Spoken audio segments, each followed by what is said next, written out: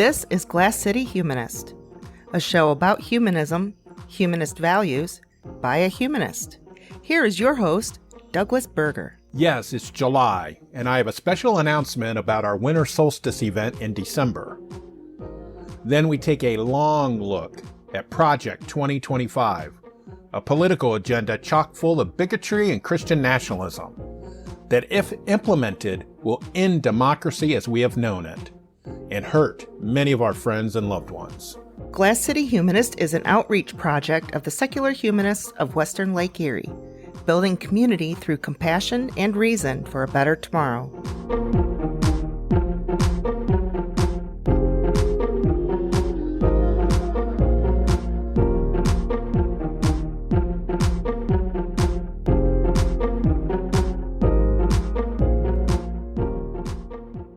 Welcome to another edition of the Glass City Humanists. I am your host, Doug, and hope everybody's having a good day today. I have some really good news for people who follow my group, the Secular Humanists of Western Lake Erie. One of the things that I have always wanted to do since I founded the group in 2018 is host a winter solstice, some kind of dinner, potluck, banquet, whatever.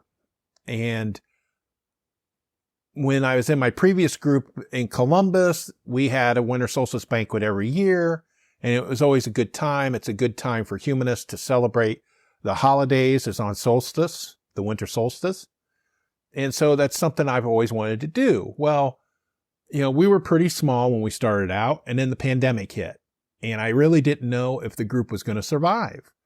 We lost quite a few members, not necessarily from COVID, but a lot of people that had been part of our group dropped out and have not come back. So it's taken this long. It's taken a couple of years to try to get the momentum back, and I feel that we have. We've had plenty of turnout for our meetings. The average attendance is up. Our donations are up. And we have about the same number of people, paid members, that we had shortly before the pandemic hit. And so one of the things that I was talking to my board about was I want to have a winter solstice event. And we settled on potluck. And the reason why I settled on potluck was because when I was in my Columbus group, we had a banquet and it was catered.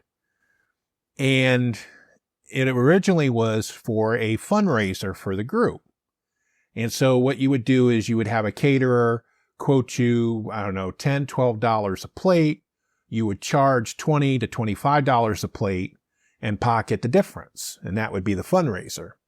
And by the time that I left Columbus in 2014, it was no longer a fundraiser because we were barely breaking even because of the costs. The cost for the dinners were going up, and we couldn't in good conscience charge more, because there's a trade-off that you have. If you are doing a fundraiser and you're trying to be inclusive of everybody that's in your group, you're going to have people that can't afford it. I know in Columbus, I was one of those people that had trouble affording the banquets. And so when I was thinking about doing a winter solstice event for our group here in Toledo, that's something I wanted to factor out. I didn't want to have to worry about charging $40 for somebody to show up and then they not show up because they can't afford it, or having to have 2 or 3 tiers of admittance, if, have a low income or somebody could, what we did in Columbus is we had somebody donate a certain dollar amount, and then that would cover so many people. We could do that too. But I didn't want to do that. And a potluck, you can make it can be free to attend. All you need to do is just bring a dish to share, or a salad, or a dessert, or even a bag of potato chips. It's up to you. And also a potluck is a little less formal. When we had the banquets in Columbus, people had an expectation. They had an expectation of what the food was going to be like, and it had to be on particular plates, and there was tablecloths and things like that, the whole accoutrement of a banquet, a formal banquet. And I want to get away from that. And so, we're going to have this winter solstice banquet. It's going to be on Saturday, December 21st.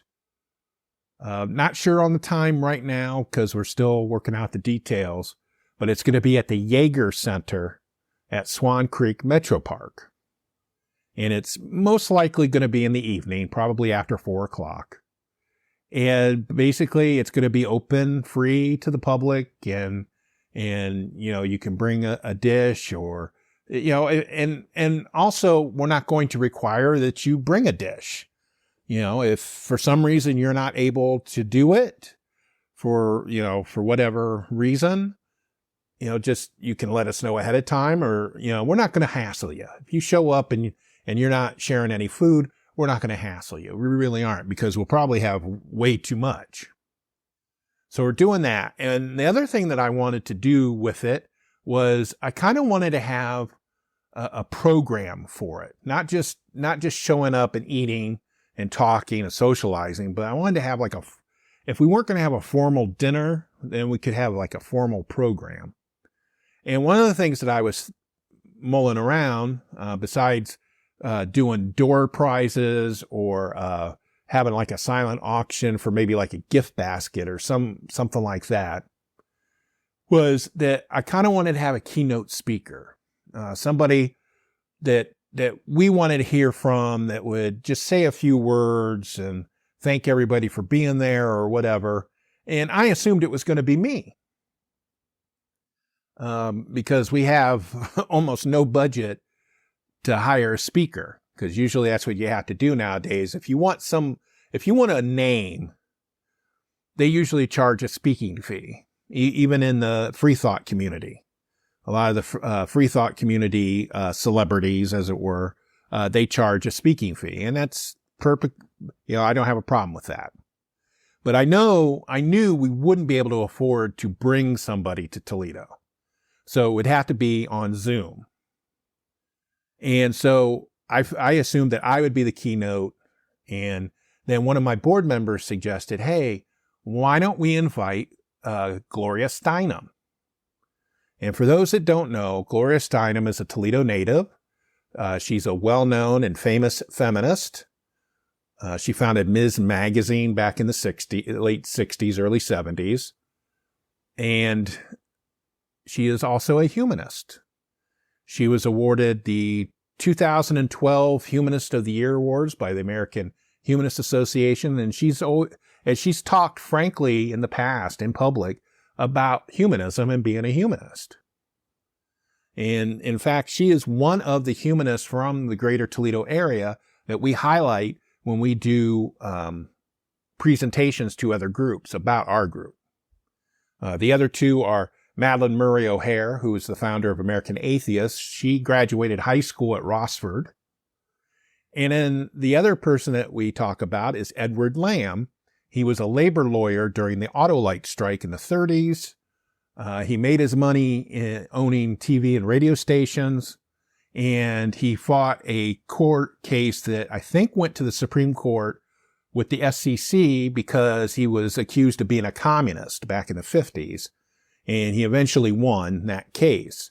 He signed the Humanist Manifesto 2 that was published in 1973. And he was good friends with Corliss Lamont, who wrote the book Philosophy of Humanism. And Corliss Lamont also had a run-in with the government concerning his politics. And so they kind of were friendly about that. Edward Lamb is also the one that hosted Dr. Martin Luther King Jr. when he came to Toledo and was staying overnight. He stayed at Edward Lamb's house in Maumee. And I have a picture that showed up in the Toledo Blade with him beside Dr. King. And so, those are the three humanists, well-known humanists that we talk about when we do presentations. So my board member said, why don't we invite Gloria Steinem? I'm like, yeah, sure. We're a tiny group, still new, relatively new, even though we've been around since 2018.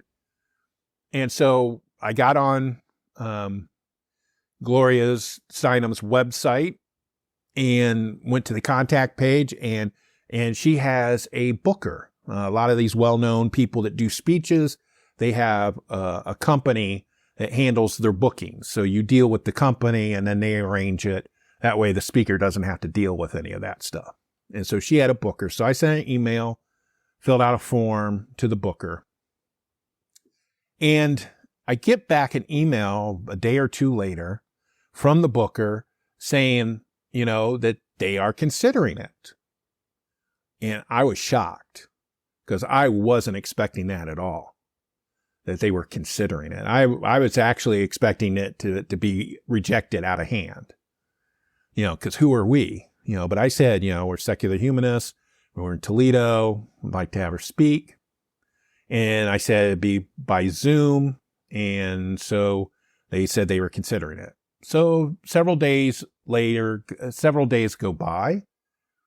And I'm thinking, well, they're probably going to reject it. They're considering it. Well, they were asking for more details. Like, was it going to be a conversation or was it going to be a pre-recorded message? I would be happy with any of that. And I said that. So then a few days later, then I get the email back that they agreed to it. And I'm going to tell you, I got a little choked up. I really did, because Gloria Steinem is a hero of mine. She is just a prime example of humanist living. It's like if you want to see what it's like to live as a humanist, Gloria Steinem is that and more. And, I've always appreciated her. I've always, thought that she was great, and they agreed. The booker said that she would do it. Now I have to come up with the speaking fee, but that's going to be the fun part now. And so we signed the contract on July the 1st, and it is official. So she is booked. Gloria Steinem is booked for the 2024 Sholey Winter Solstice Potluck. And she will appear on a screen via Zoom, hopefully to greet us and say, I'm a humanist and welcome and all that stuff. So that's why you need to save that date, December 21st, on your calendar and become a member. And so we're going to have Gloria Steinem as our keynote speaker, and I am so happy. I was doing cartwheels. Well, I can't do cartwheels, but if I was going to do cartwheels, that's what I would do. So that's just some of the good news. I know there hasn't been a lot of good news, both in the world and in the country lately, but in our little speck of Ohio, that to me is good news, and I wanted to share it. For more information about the topics in this episode, including links used, please visit the episode page at glasscityhumanist.show.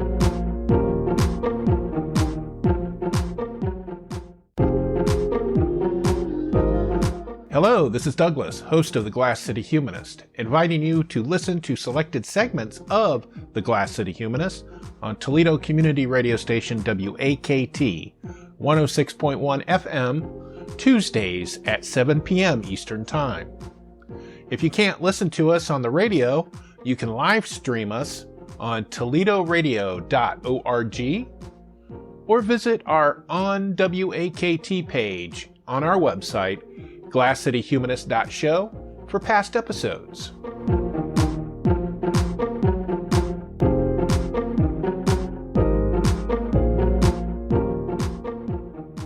I hope you've gotten your coffee or your other beverage, maybe an adult beverage, because you probably need to sit down while I talk to you about this particular topic. I'm going to talk to you about Project 2025. Now, I hope that many of you out there have heard about it. And if you have heard about it, I hope you're checking into it, because, I don't want you just to believe what I tell you. I want you to actually go out and search for it and read about it in different sources that talk about it. Okay. Because this is a very scary prospect, you know, and it's very close to happening. You know, we're just one election away from this being put into practice. And that is very scary. So what is Project 2025? It is a comprehensive transition plan, government transition plan, organized by the right-wing think tank, the Heritage Foundation.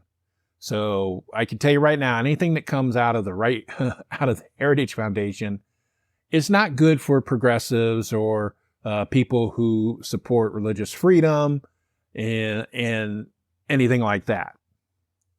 Anyway, it is a guide to the next Republican presidential administration, whoever that is, and it's the conservative movement's most robust policy and staffing proposal for a potential second Trump White House.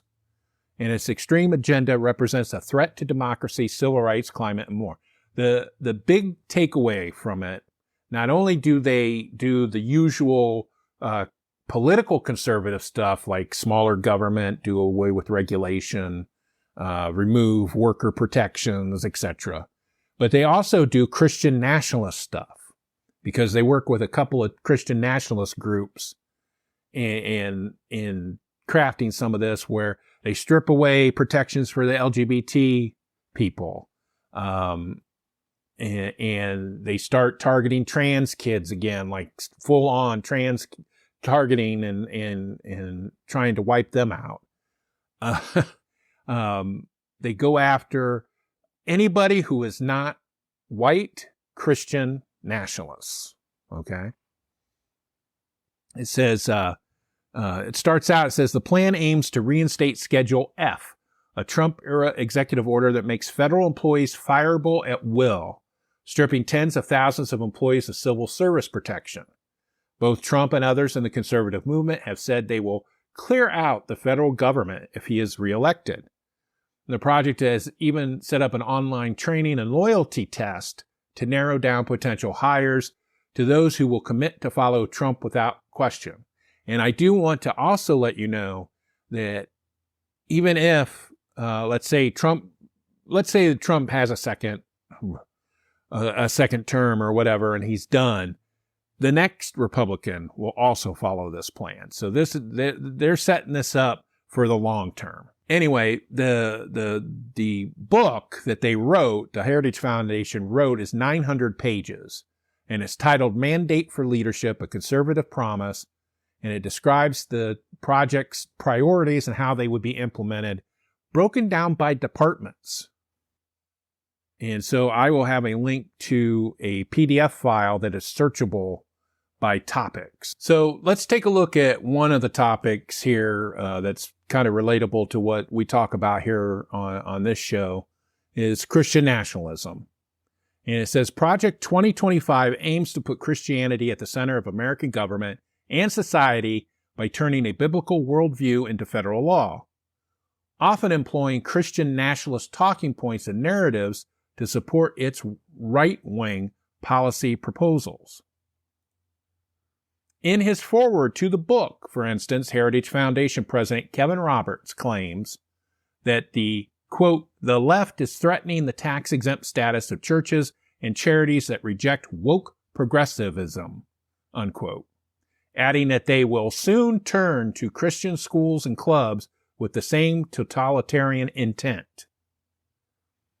Project 2025 is partnered with the Center for Renewing America, the primary Christian nationalist political organization in the U.S., led by former Trump official and Heritage alumnus Russ Vought.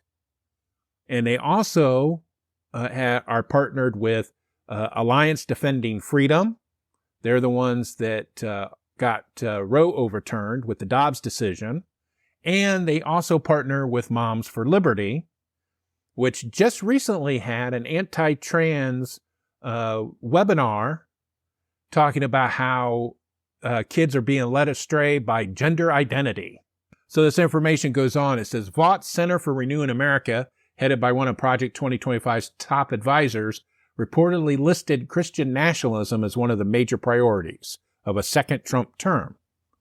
In discussing plans for the well-being of the American family, Project 2025 claims that centralized government subverts families by working to replace people's natural loves and loyalties with unnatural ones, utilizing the biblical language of natural versus unnatural.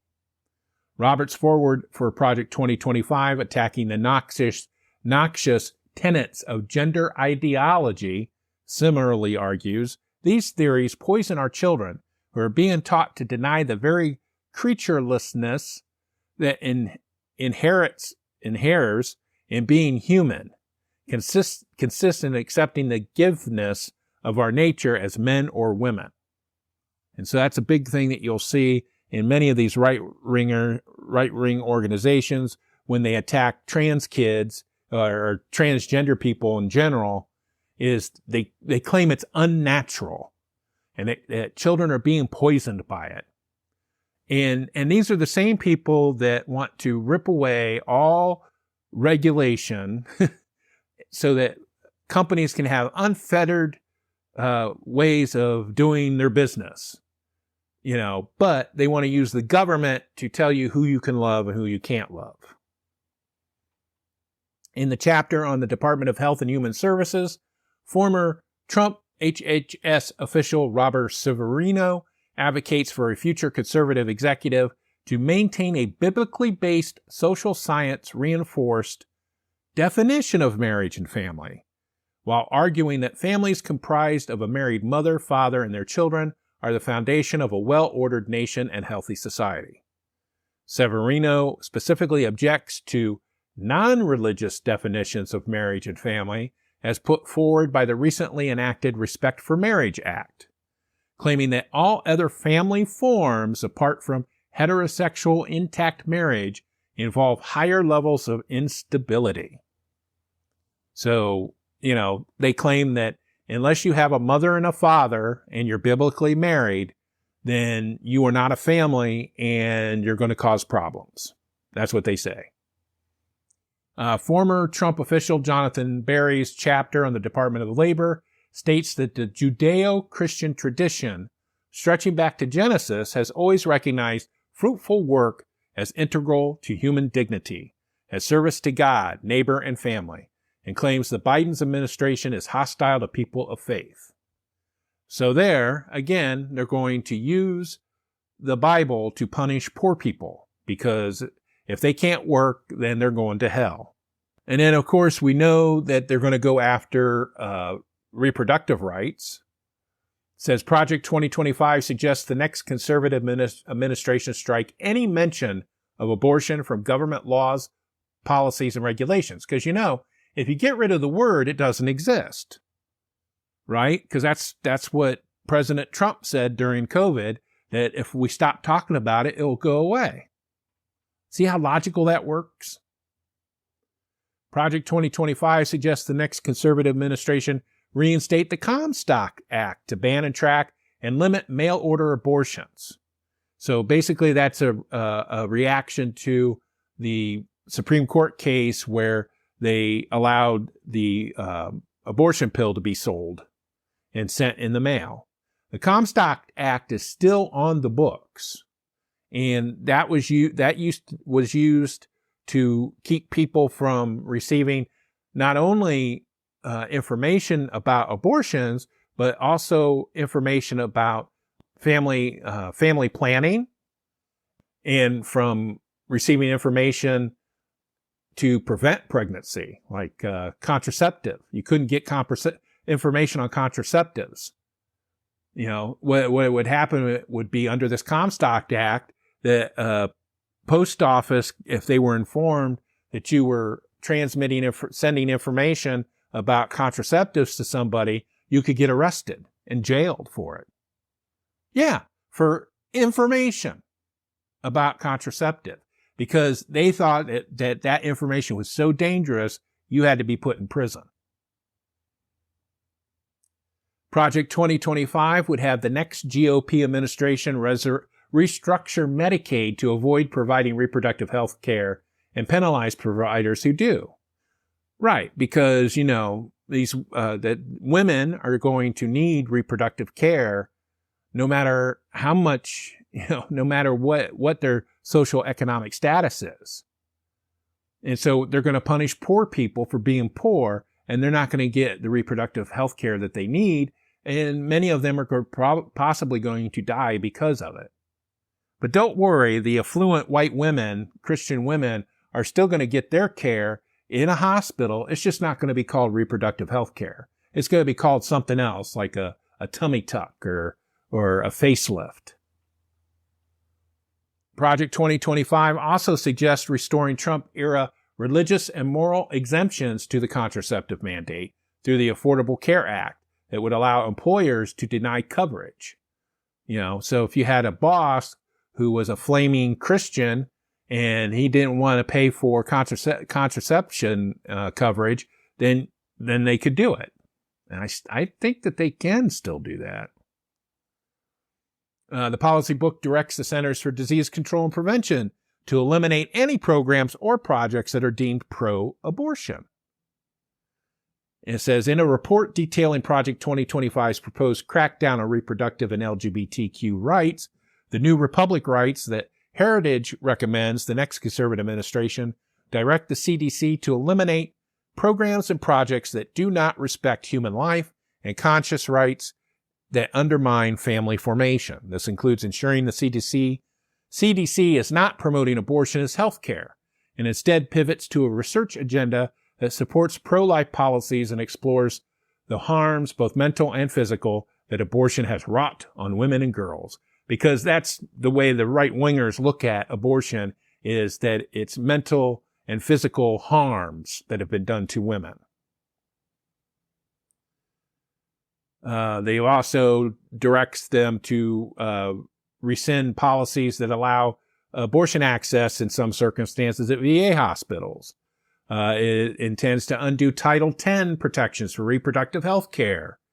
It subtly promotes anti-surrogacy positions, writing that all children have a right to be raised by the men and women who conceive them. Understand that.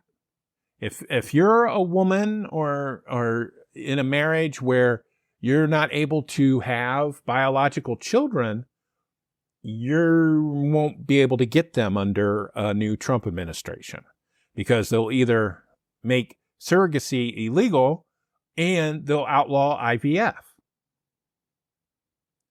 And it says Project 2025 aims to reinstate an expanded Trump-era version of a long-time Republican presidential policy barring non-governmental organizations receiving U.S. aid from providing abortion services or advocating for legal abortion. The policy also said would reverse the Biden administration policy that requires hospitals to offer abortions in medical emergencies regardless of state bans. And then finally, Project 2025 aims to end all fetal cell research and ensure that abortion and embryo destructive related research become both fully obsolete and ethically unthinkable. So that's just talking about reproductive rights and Christian nationalism. And it gets worse than that. Talks about justice, LGBTQ rights. I won't go into all of them. It says that the policy book calls for the Health and Human Services to stop all research related to gender identity unless the purpose is conformity to one's sex assigned at birth.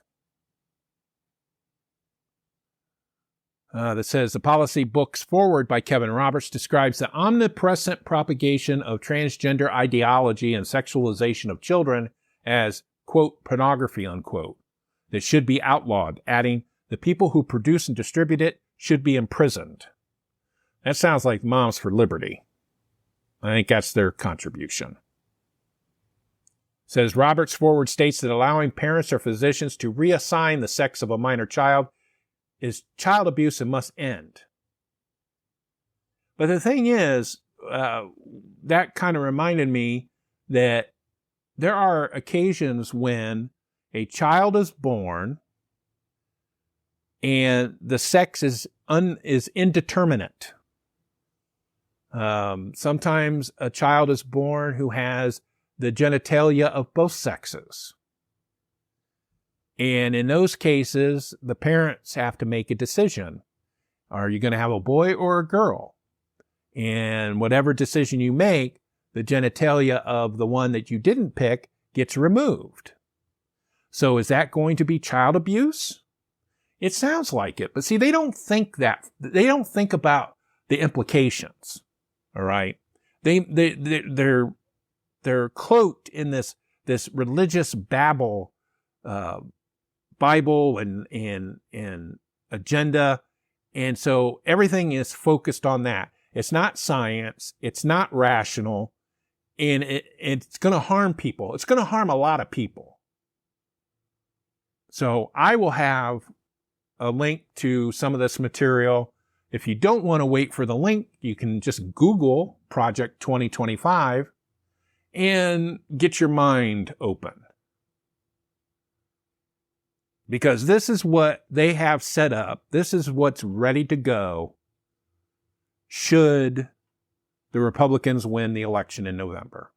And I don't think most people will be able to sleep if they think that that their actions might cause that to happen and hurt other people. But I just wanted to make people aware of that, and I'm sorry I ruined your day. Thank you for listening. For more information about the topics in this episode, please visit the episode page at glasscityhumanist.show. Glass City Humanist is an outreach of the Secular Humanists of Western Lake Erie. Sholi can be reached at humanistswle.org. Glass City Humanist is hosted, written, and produced by Douglas Berger, and he's solely responsible for the content. Our theme music is Glass City Jam, composed using the Amplify Studio. See you next time.